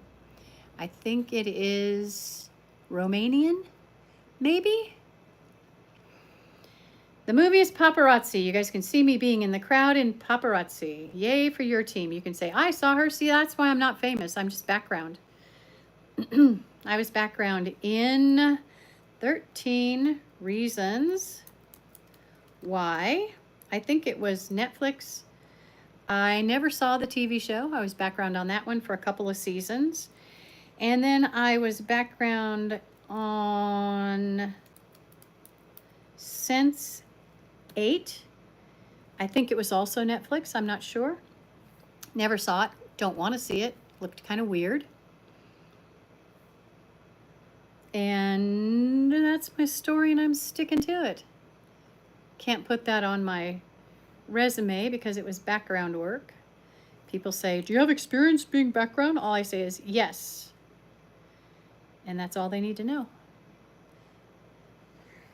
Whew! That was quite a sneeze. I think I'm allergic to chat. Oh, she woke up. I woke up my baby girl. Hi, sweetie. Hi. She says, Mom, would you shut up and let me sleep?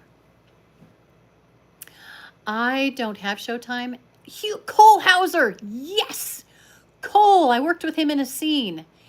And you know what? He's a really good actor, or I'm very terrifying up close because he looked terrified. And I was right in his face screaming at him. And he looked terrified. So either he's a really good actor, or I'm terrifying, or a little bit of both. It doesn't matter. The scene didn't make the final cut. And it didn't even make the director's cut, which really ticks me off because the director picked me specifically out of the crowd and worked one-on-one with me in that scene. And we shot it over and over and over again until I had completely lost my voice. We have probably satellite. I'm a really good actress. Well, I did get nominated for that award. Oh my gosh. There you go. If you want to watch 2 kind of gross TV shows to see me in background, which I don't recommend, go for it. I'm not even going to watch those 2 shows. I've not heard from anyone that they're worth watching. The 13 Reasons Why was a show that there was a spike in boys taking themselves off the earth when that TV show went out. You've seen Sense8. Okay, well then you know it's weird, right? I'd never heard of either one of them when I got the gigs. I had a casting agent who got me a lot of work, and she got me those 2 gigs. She's a sweetheart. She believes in me and my ability to be whatever people tell me to be. Yeah, it was weird. Okay, thank you, because I was in some scenes that made no sense at all. And after I got home and started talking to people, yes, Logan, I starred in a movie. I will type the movie that I starred in. I'm actually considered a lead. I wasn't like the star. I was a lead actress.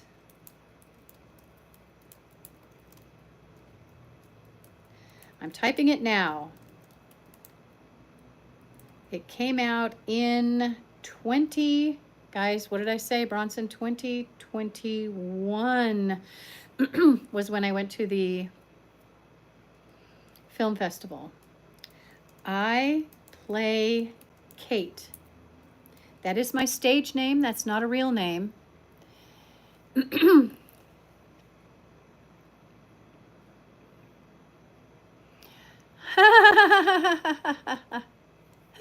Bronson, that's funny because I played a porn producer in a movie.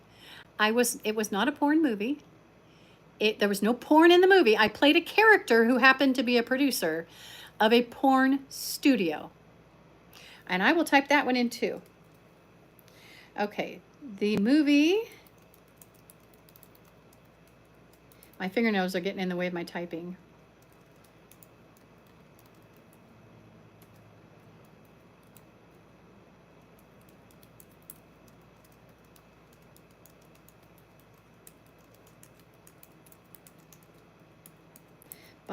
The movie's by Biblical Films. It was actually a faith-based project. I play Caressa Crazy. And I don't know how to spell it, so I'm just going to spell it like this. I play Caressa Crazy, owner of Yum Studios. Okay, if you guys want to have a good laugh, you have to watch that movie. Caressa Crazy is a criminal. The things I do to those poor young men. And Bronson, that's all I'm going to tell you. I'm an absolute criminal. I had a lot of fun. The best part was hearing the director laughing outside the room while we were rehearsing. That was fun. I like making people laugh if I'm supposed to be funny. I like making people scared if I'm supposed to be scary. So maybe I am a good actress. Who said I'm a good actress? Who said it? Come on now, somebody did. There's 9 of you in here. I've chased a bunch of people away. I've been here for 111 minutes. Good grief. No wonder my asthma's acting up. Caressa Crazy was a very fun character. I would have loved to have been in more scenes with her, but I wasn't. That movie did win an award at the San Diego Black Film Festival. I'm just going to type that. There we go. So I don't know where you can find Into Cut. It used to be on Prime, but they took it off. The quality wasn't real good. You're stupid and can't find me. That's fine. I don't want you to find me, Bronson. I'm hiding on purpose, in plain sight. Oh, there's another fun one where I play the zombie fighter. What is that one called? Uprising, or The Uprising. Okay, I'll put The Uprising.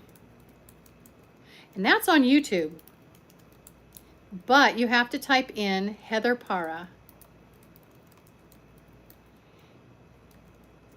It's an 8-minute short. I am Jade.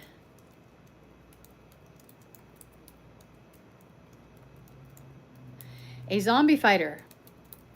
I have dark hair in that movie, and I'm wearing a rust-colored tank top. The Uprising is a fun one.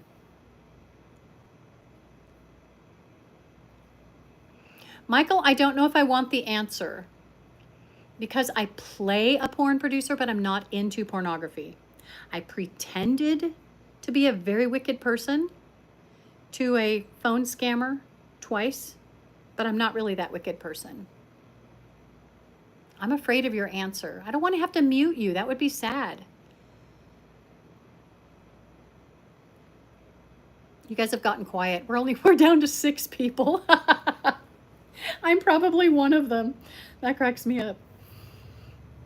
I'm back up to 13. Good grief, what happened? You guys all came to see my dog, didn't you? Shasha, say hi to the people. Bean. Hi, my sweet girl. She's my vanilla bean. Look at her. Oh, stretch. You all came to see my dog. I'm so happy. And my 7-Up cooler that turned out to be a fake. I love that so much. Oh, my stage name. Yeah, I can type my stage name in. I don't exist anywhere but on the internet and in movies and TV. I don't exist anywhere else.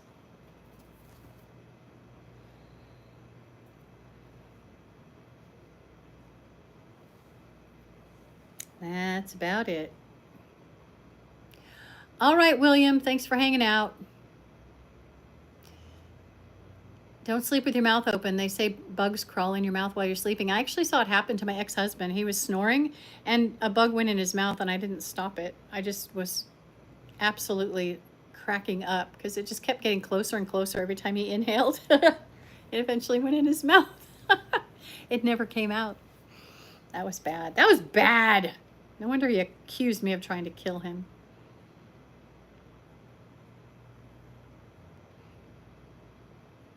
Sweet dreams, William. Don't dream about Lorena Bobbitt or any of the other horrible things we talked about.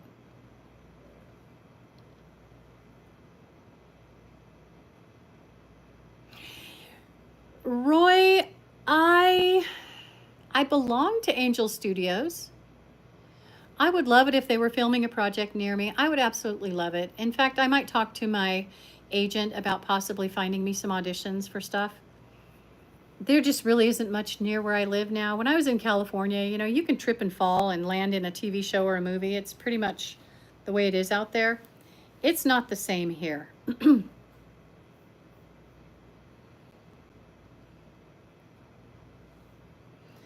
There's really nothing here. I've been in one commercial, and I think I was on screen for about a second, maybe 3/4 of a second. Good pay, though. I like that. There's just not a lot of work. No, Bronson, I don't. No, I don't. Thank you. I know what you're about. The innuendo movie. There was a lot of good work in California, and I was in a couple of good Christian or faith-based films. It was fun. But it was expensive. We couldn't afford to stay. We had to move out. It's too expensive.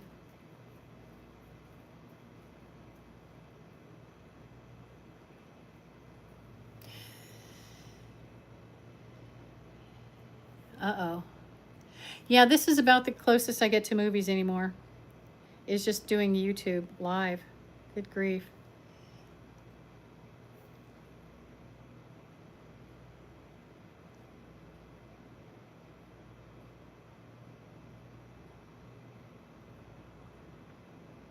You guys can see a little bit about my life if you go to my shorts, some of my lives, and my videos. I can bore the pants off you. I've got some playlists. You can see the 5.5-foot snake I found. Hi, Tossin. 5.5-foot black snake I found in my coop trying to eat an egg. I've actually found a couple of them. And I think one of them is big enough to eat the eggs because I left an egg in the coop one night, and when I came back the next morning, the egg was gone. You can see that. You just set that thing on and it'll start playing. The snake playlist is actually me removing the snake from the coop and taking it down to another part of the ranch and letting it go. I don't kill the black snakes. They're wonderful. Oh, Bronson and Towson, are you guys having a love fest there? You're amazing. You're so awesome. Look at you guys talking to each other. That's nice to see. Yeah, Logan, that is. And trust me, hon, it's a low-budget film. And some of it is culturally insensitive. I'm just going to say that. I had a really good time filming it. I did try to teach the guys how to pan for gold the real way because that's one of the things I did out there. I taught people how to pan for gold. Oh, Bronson, are you really?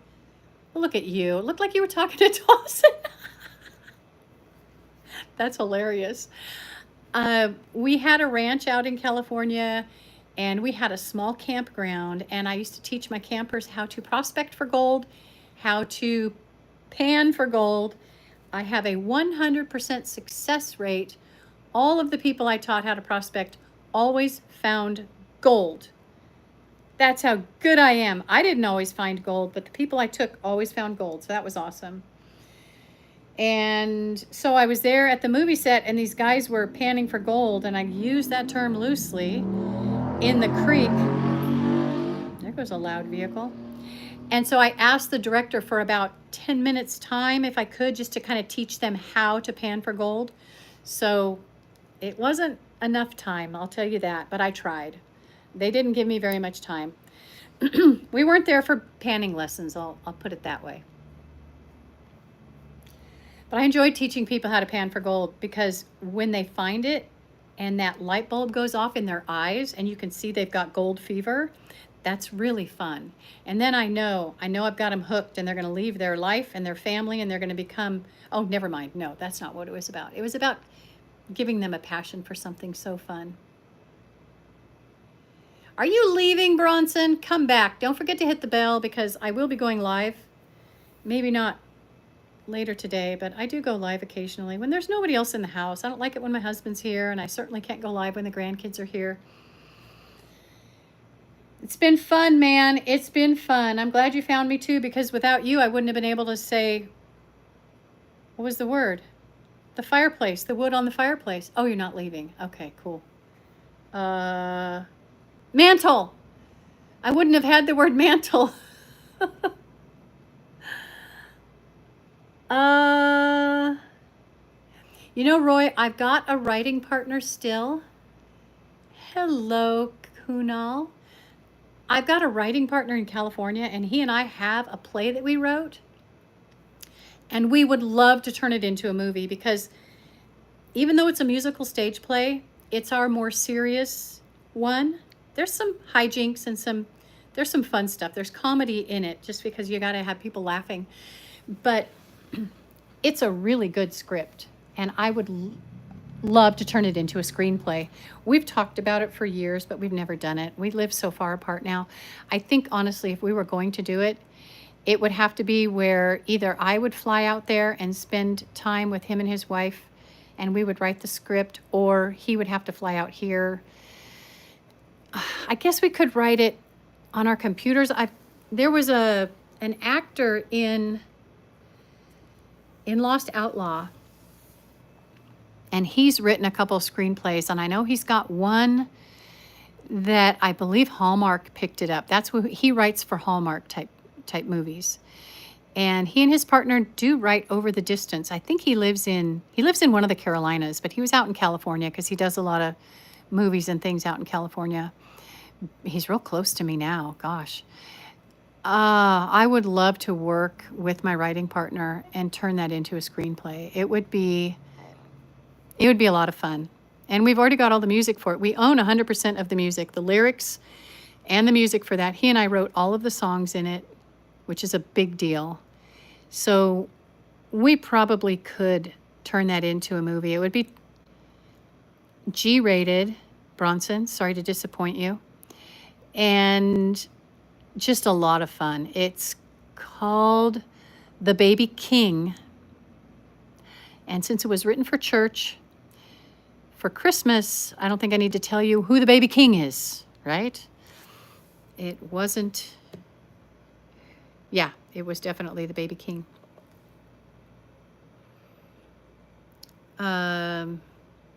Yeah, we might be able to do it over the internet. We'll have to see. When we wrote before, my clock, is it going to, oh, it's 1 o'clock, so it's not going to ding a whole bunch of times.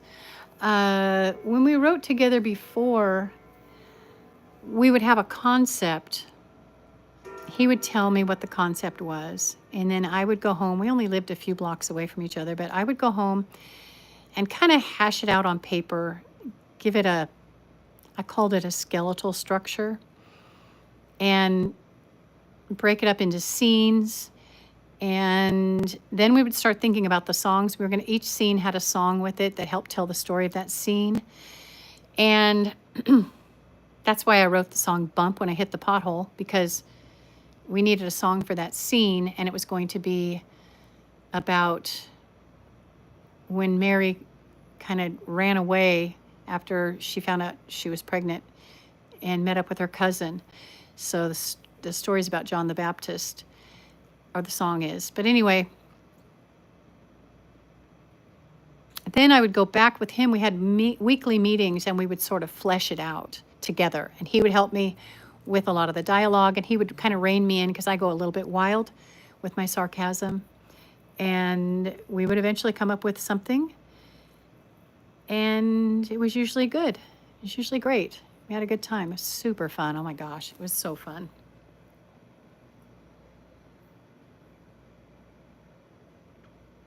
Kuna, you got me. Got no idea what you said. I used to know a little more German than I do now. This Deutsch, which is what? Is that German? Is that Dutch? I don't know. I get confused because sprechen, is it sprechen? Speak the Dutch? Speak the German? Oh, no, you're not. No, you're not.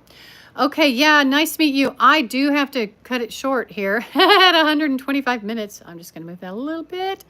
My sleeping doggy. Hey, fungi. Are you really a fungi? I'm growing shiitake mushrooms in my forest. At least I'm hoping.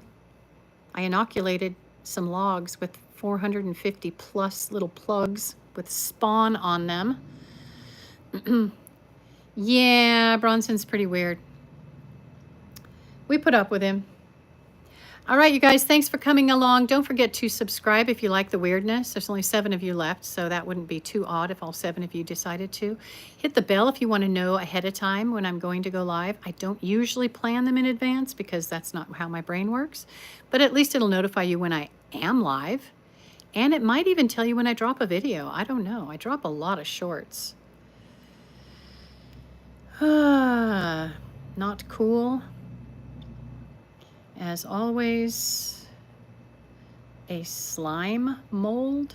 Well, I understand the 420. I don't understand the slime.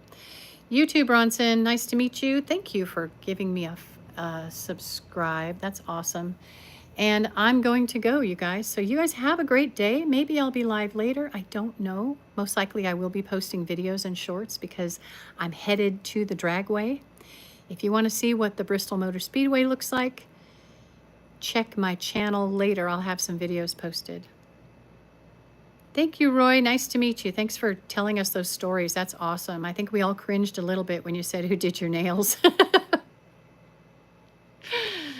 I think your brother talked you into getting your nails done when he found out who was doing them. I think he talked you into it, right? I think so. All right, so we're going to go out and we're going to have a great day. It's 1 o'clock here, Eastern time. For those of you who are in different time zones, have a great day. Have a great evening and be blessed. And I will talk to you all later. Bye-bye.